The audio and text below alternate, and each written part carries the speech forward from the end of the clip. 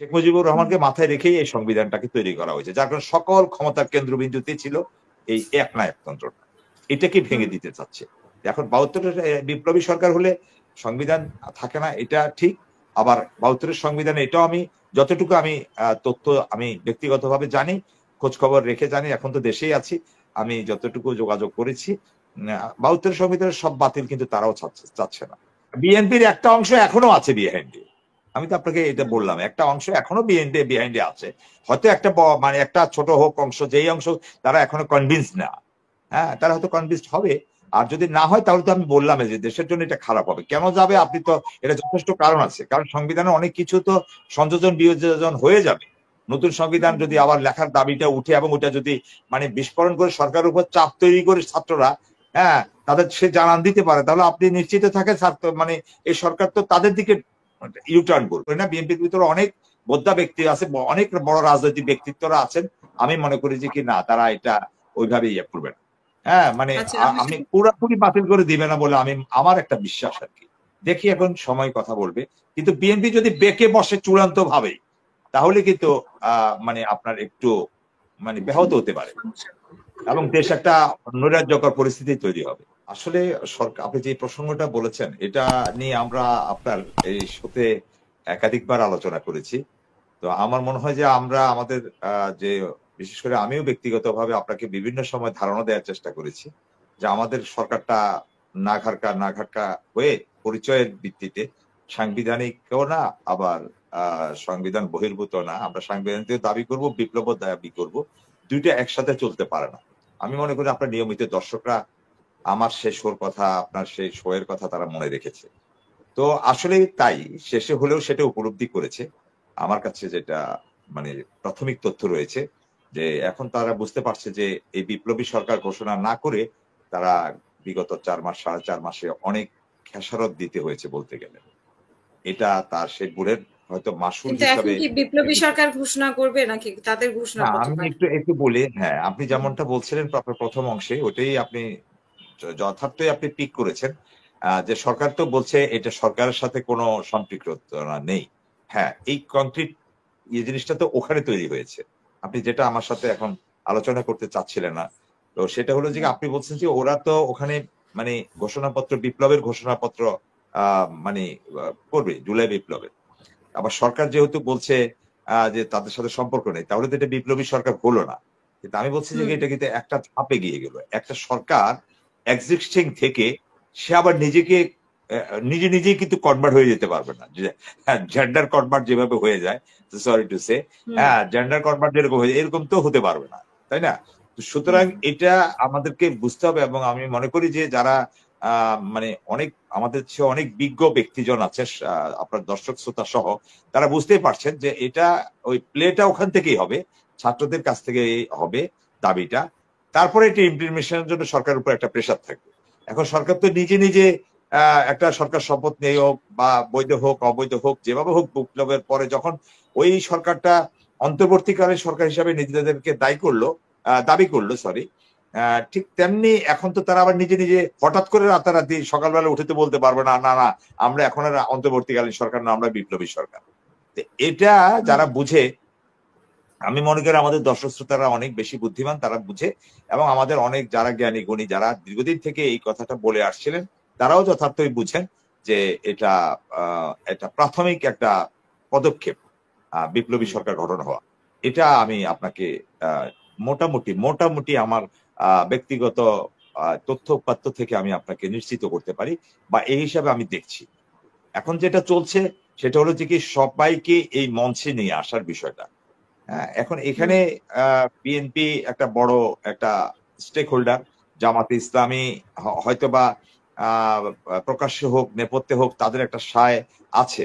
হ্যাঁ এই এর সাথে বিএনপি কিন্তু মোটা দাগে আমি আর আপনি যখন পর্যন্ত কথা বলছি ঠিক সেই মুহূর্ত পর্যন্ত তারা এই বিষয়ে কোনো সিদ্ধান্ত নিতে পারেনি।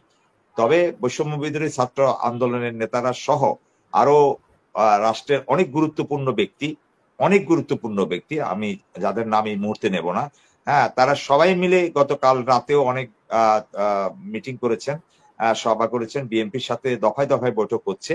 তাদেরকে আশ্বস্ত করে হোক, যে ম্যানেজ করে হোক, বা তাদের পরামর্শ ক্রমে হোক, তাদের উপস্থিতি শহীদ মিনারে নিশ্চিত করার জন্য। বিএনপি যদি সেখানে যায়, আপনি তাদের উপস্থিতিতে যদি এই বিপ্লবী ঘোষণাপত্রটা ঘোষণা করা হয়, জুলাই বিপ্লবের ঘোষণাপত্র ঘোষণা করা হয়, আসলে মূলত ওই ঘোষণাপত্রের মূল অংশ যেটা যাবে ওটা নিয়েই দ্বিধাদ্বন্দ্বটা তৈরি। কারণ একটা বিপ্লবী সরকার গঠিত হলে সংবিধান আপনি বাতিল হয়ে যায়। কিন্তু এটা যদি সরকারের পক্ষ থেকে হতো, এটা তো যেহেতু এখনই বাতিল হয়ে যাবে না, বাতিল হয়ে যাবে না মানে সরকারের উপরে চাপ তৈরি করার জন্য, পলিটিক্স করার জন্য, মানে ছাত্ররা বা যারা ছাত্র জনতা প্রাণ দিয়েছে তারা যদি ওখানে এক কাতারে এসে দাঁড়ায়, রাজনৈতিক দলগুলো যদি সবাই যদি সহমত পোষণ করে, তাহলে সরকার আস্তে আস্তে কিন্তু ওইদিকে কনভার্ট হয়ে যাবে। এখন কথাটা হলো সংবিধানের সবকিছু উড়িয়ে দেওয়া যাবে না, এই জন্য তারা দুইটাই দাবিতে রেখেছে। সংস্কারের জায়গাও রেখেছে এবং ওখানে অবলিক দিয়ে তারা সংবিধান বাতিলের কথাও বলেছে। তো এখন বাতিল হয়তো মানে সংস্কার করলে তো আর আদা রেখে আদা সংবিধান মানা ওই একই কথা হয়ে যাবে।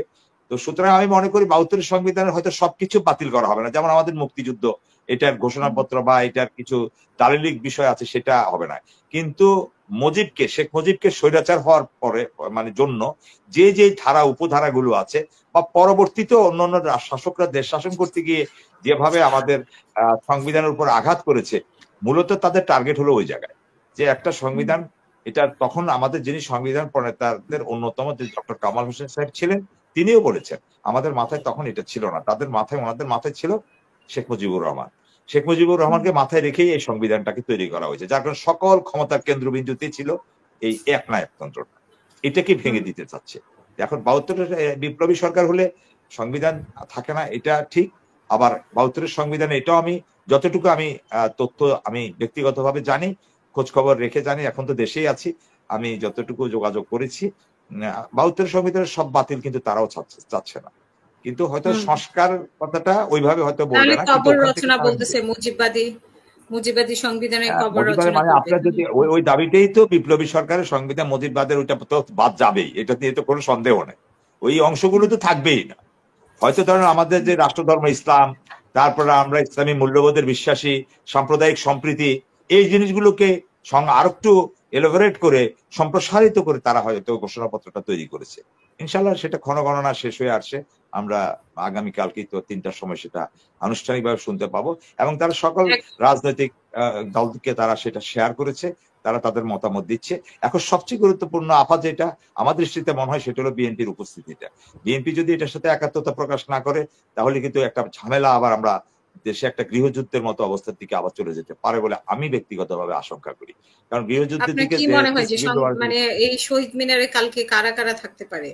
মানে ছাত্ররা ছাড়া ১৫৮ জন ছাত্র ছাড়া এবং ছাত্ররা ছাড়া মোটা থাকে যারা যারা বড় স্টেক হোল্ডার এখন পর্যন্ত, ধরেন আপনার বিএনপি নিয়েই সংখ্যাটা বেশি, বিএনপি না থাকার বিষয়টা নিয়ে দোলাচলে মানুষের মনে বেশি, আর অন্য অলমোস্ট কাছাকাছি সবাই থাকবে, নিরপেক্ষ জনগণ তো থাকবেই। হ্যাঁ, জামাতে ইসলামী হয়তো হয়তো আমি আপনাকে আধা আধি বলি এখন পর্যন্ত, আমি পরের দিকে হয়তো আপনাকে পার্সোনালি টেক্সট করে মধ্যরাতের দিকে জানাতে পারবো। হয়তো তারা বিহাইন্ড দ্য সিনও থাকতে পারে, প্রকাশ্য অপ্রকাশ্য থাকতে পারে, যেভাবে তাদের মানে সমন্বয়করা, আপনি তো বুঝতেই পারতেছেন এই ১৫৮ জন আপনার শিরোনামই আমি দেখছিলাম, ১৫৮ জনেই কিন্তু এখানের ভিতরে কিন্তু ইসলামী ছাত্র শিবিরের ১৪৮ জনের কথা আমরা শুনেছি, তাই নয় কি? তো তারাই তো থাকছে। তো সুতরাং আমরা ওই যে প্রকাশ্যে যেভাবে মানে জামাতের আমির সাহেব চলে এসে এটা করা, সেটা কতটা হবে এটা এই মুহূর্ত পর্যন্ত বলা যাচ্ছে না, সেটা আর একটু রাত গভীর হলে বা শেষের দিকে জানা যাবে।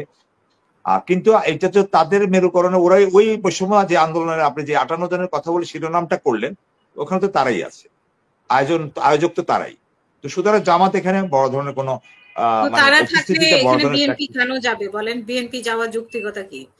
বিএনপি কে তো তারা বিভিন্ন ভাবে হেয় করার চেষ্টা করেছে, তারা সংস্কার নামে সংস্কার চায় না, নির্বাচন চায়, তারা ক্ষমতায় চলে যেতে চায়, তারা বিএনপি কেন যাবে এটা আপনার দৃষ্টিতে আমি আপনার সাথে একমত। ১৫৮ জনের মধ্যে যদি বিএনপি কেউ না থাকে, তাহলে বিএনপি কেন যাবে? না, তখনও তো যখন তারা আন্দোলনটা অর্গানাইজ করে তখনও তো আনুষ্ঠানিকভাবে বিএনপির এরকম কেউ ছিল না, এটা তো ওই নতুন করে কাউকে নেওয়া হয়নি। আপা একটু ট্রাই টু আন্ডারস্ট্যান্ড, আমরা মানে ইয়েটা না করি আর কি, মানে বক্তব্যটাকে আমরা মানে দিয়ে আবার তাদের ইয়েতে না পড়ি আর কি, ভুল বুঝাবুঝিতে না থাকে। অর্থাৎ ১৫৮ জন কিন্তু ওই ১৫৮ জন যে জুলাই বিপ্লবে যারা নেতৃত্ব দিয়ে গেছে তারা। এখন যদি তারা নতুন করে এটাকে রিফর্ম করতো, সেই রিফর্মে যদি বিএনপি না থাকতো তাহলে একটা কথা ছিল আর কি, মানে কথা যৌক্তিকতা। বিহাইন্ডে তো বিএনপি ছিল সেখানে, তো এখন হ্যাঁ এখন বিএনপির একটা অংশ এখনো আছে বিহাইন্ডে। আমি তো আপনাকে এটা বললাম, একটা অংশ এখনো বিহাইন্ডে আছে, হয়তো একটা মানে একটা ছোট হোক অংশ, যেই অংশ তারা এখনো কনভিন্স না, হ্যাঁ তারা হয়তো কনভিন্সড হবে। আর যদি না হয় তাহলে তো আমি বললাম যে দেশের জন্য এটা খারাপ হবে। কেন যাবে আপনি তো, এটা যথেষ্ট কারণ আছে, কারণ সংবিধানে অনেক কিছু তো সংযোজন বিয়োজন হয়ে যাবে। নতুন সংবিধান যদি আবার লেখার দাবিটা উঠে এবং ওটা যদি মানে বিস্ফোরণ করে সরকারের উপর চাপ তৈরি করে ছাত্ররা, হ্যাঁ তাদের সে জানান দিতে পারে, তাহলে আপনি নিশ্চিত থাকেন মানে এই সরকার তো তাদের দিকে ইউটার্ন করবে। এটা তো আপনি আমি সবাই বুঝতেছি, বিশেষ করে আপনি তো বুঝতেছেন, আপনি একজন রাজনৈতিক একটা বিজ্ঞ সাংবাদিক, আপনি তো বুঝছেন যে আমাদের প্রফেসর ইউনূস সাহেব বলেননি যে আমাদের নিয়োগকর্তা প্রাথমিকভাবে ছাত্ররা, তো উনি তো ছাত্রদের দাবির মুখে তখন উনি পিছু হটবেন না। তারপর ধরেন কালকে মানে প্রেসিডেন্টকে সরানোর অপসারণের কথা আসবে, এই বিএনপির সাথে যে কথাগুলো নিয়ে মতবিরোধ ছিল ওই জিনিসগুলোই ঘোষণাপত্রে থাকবে আর কি। এখন কথাটা হলো যে কি বিএনপি মানতেছে না, এটার একটা যুক্তিকতাও আছে আবার অযৌক্তিকতাও আছে। আমি এটাকে সমর্থনও করি, আবার আমি মনে করি যে বিএনপি এই মুহূর্তে দেশের একটা বড় ধরনের যে ক্রাইসিস যাচ্ছে, একটা বড় ধরনের স্যাক্রিফাইস বিএনপির অতীতেও ছিল, আগামীতেও থাকুক বিএনপি, মানে একটা বড় একটা ছাত্রদের একটা বড় অংশের মানে একটা বিরাট ভাজন না হোক, এটা আমার অনুরোধ আর কি।